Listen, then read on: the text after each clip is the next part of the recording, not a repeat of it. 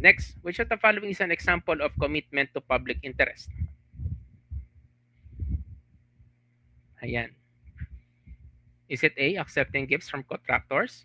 Is it letter B, prioritizing community welfare over personal gain? Is it letter C, favoring relatives in government transaction? Or is it letter D, using government resources for personal business?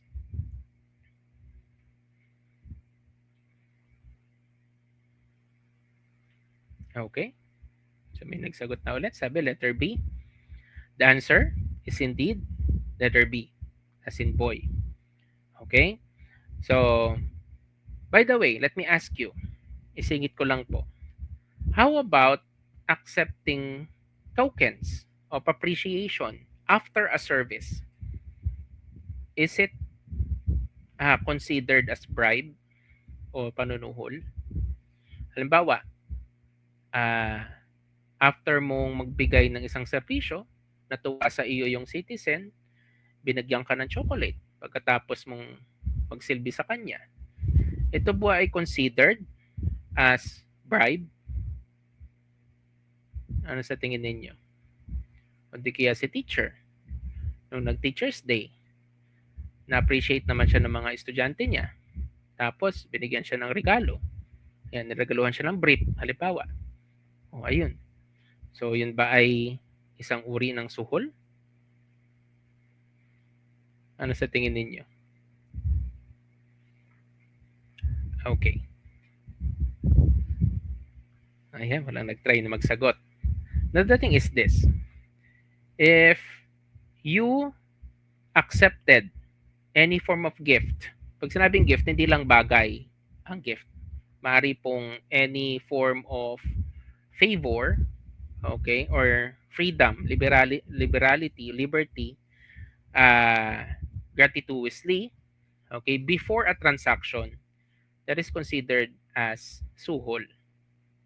Okay? Pero kung ito po ay maliit lang naman na token of appreciation, halimbawa ay binigyan ka ng chocolate, binigay ka ng bouquet ng flowers after ng transaction, wala pong problema yon. That is considered as token of appreciation. However, may however siya. If the token given after the service is expensive,